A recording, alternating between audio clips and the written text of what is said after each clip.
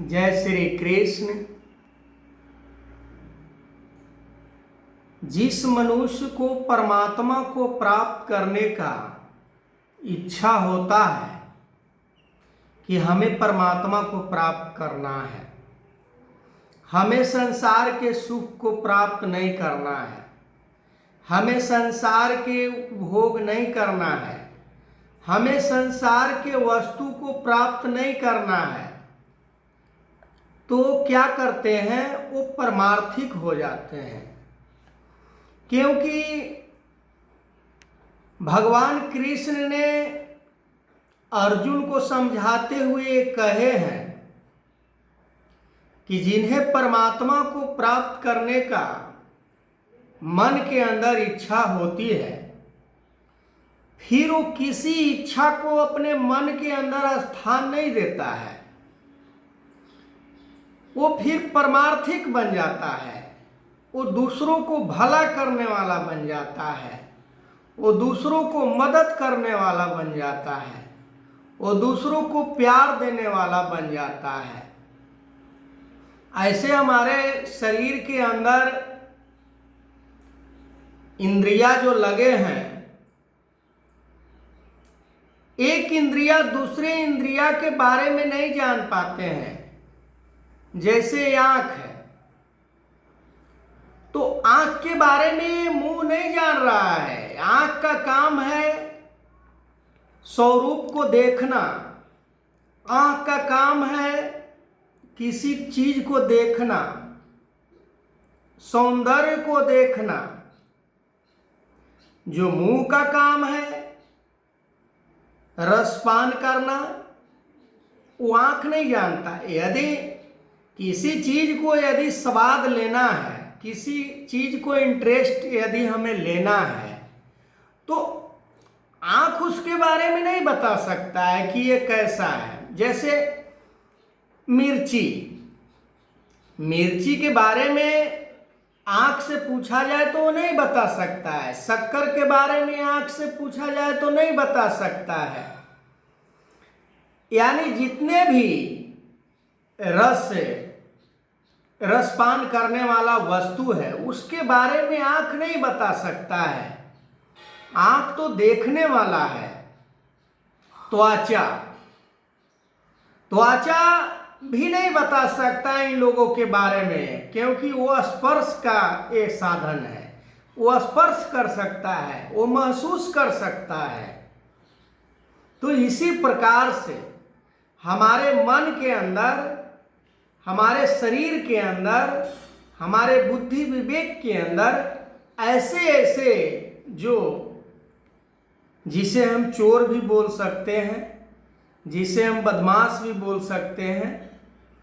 जैसे हमारे घर में कोई चोर घुस गया किसी चीज को लेने के लिए, किसी चीज को चुराने के लिए, ठीक उसी प्रकार हमारे जीवन में जो ऐसे ऐसे अवगुण प्रवेश कर गए हैं, जहाँ कि हम परमात्मा को प्राप्त नहीं कर पाते हैं, परमात्मा को प्राप्त करने में बाधा साबित होता है।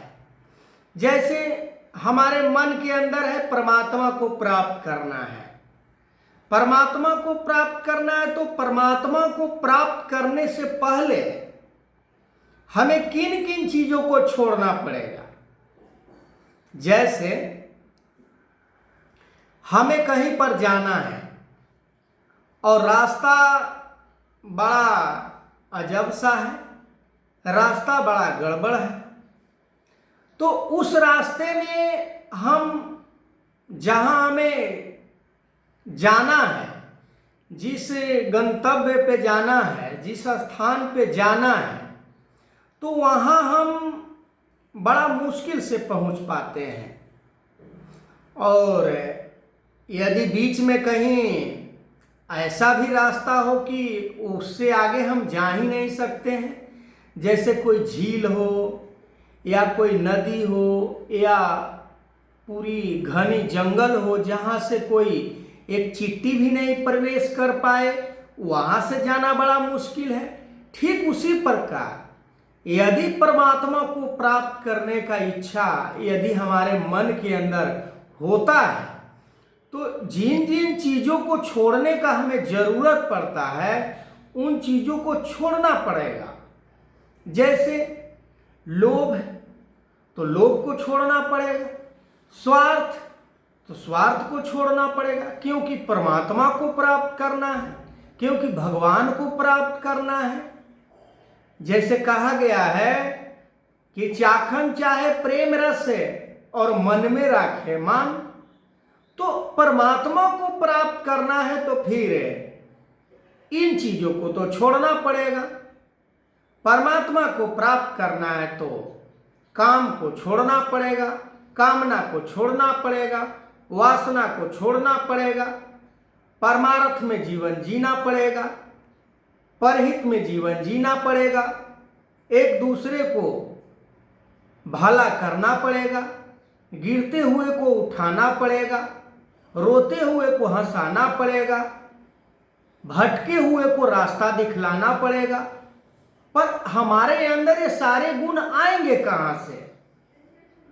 ये सारे गुण आते हैं हमें ऐसे लोगों का संगत करने से जो ऐसे ऐसे गुण को वो रखते हैं, ऐसे रास्ता को उन्होंने अपनाए हैं, ऐसे रास्ते पर वो चलते हैं, ऐसा उनका विचार है, ऐसा उनका मन है।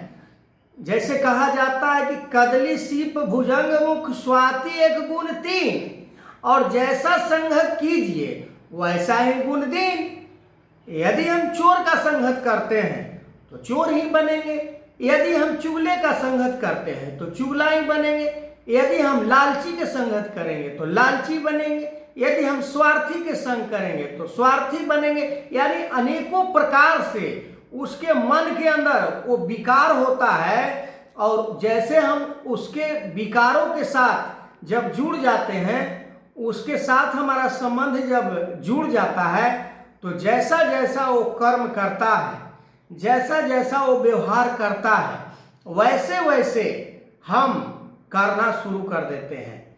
जैसे सूरज का रोशनी निकल रहा है और हम सूरज से बचना चाह रहे हैं कि हमें रोशनी ना आए, हमें इसका ताप ना लगे, हमें इसका धंधक ना लगे, तो हम बच नहीं सकते हैं। हम किसी कमरे में भी बंद हैं तो हमें इसका रोशनी आना अनिवार्य हो जाता है। जब दिन निकलता है रात्रि के बाद तो उजाला हो जाता है। ये किसका प्रताप है? सूरज का। सूरज का रोशनी आना ही अनिवार्य हो जाता है। चारों तरफ से यदि घर का दरवाजा बंद कर लें, खिड़की अलमारी बंद कर लें, फिर भी सूरज का रोशनी आ ही जाता है, फिर भी उजाला आ ही जाता है। ठीक उसी प्रकार जब हम गलत लोगों का संगत करते हैं जो एक दूसरे के ऊपर जुल्म ढाते हैं, और ऐसे लोगों को संगत करेंगे तो हम भी किसी के ऊपर जुल्म ढाना शुरू करेंगे। यदि हम चोर का संगत करेंगे तो हम भी आगे किसी के घर में चोरी करेंगे। हम किसी को दिल दुखाते हैं तो यदि हमारा कोई संगत करता है तो वो भी किसी को दिल दुखाएगा। यदि हम किसी को निंदा करते हैं तो जो हमारे संगत में आएगा वो भी एकदम अनिवार्य है कि वो भी किसी को निंदा करेगा। तो जो काम है, जो कामना है, ये सभी कामना के ही अंतर्गत ये सारे कर्म अपने आप को करते भी हैं और करवाते भी हैं, ठहरते भी हैं और चलते भी हैं। ये रुकते नहीं हैं, रुकने वाले नहीं होते हैं। ये कामना रुकता कब है? जब हमारा पतन हो जाता है, जब हमारा गलत हो जाता है, जब हम सत से भटक जाते हैं तो ये अपने आप स्थिर हो जाता है। क्योंकि किसी से गलत करवाने के लिए किसी व्यक्ति को यदि जरूरत पड़ता है तो गलत जो आदमी कर देता है, फिर उसके बाद जो आदमी उसे रास्ता बताया था, फिर उसका तो काम खत्म हो गया। गलत बताया, गलत कर दिया, फिर काम खत्म। वही हाल कामना का है। कामना हमसे गलत करवाता है, जैसे लोभ लालच स्वार्थ में फंसा देता है, अनेकों प्रकार के अवगुण में फंसा देता है, स्वार्थ में फंसा देता है। जैसे दुर्योधन को कामना इतना गलत स्थान पे फंसा दिया कि दुर्योधन को युद्ध करने का नौबत आ गया, फिर भी चाह इच्छा खत्म नहीं हुआ। जब नाश हो गया तो काम तो अपने आप शांत हो गया होगा। तो मैं आगे इस वीडियो को कंटिन्यू करूंगा। तब तक के लिए जय श्री कृष्ण।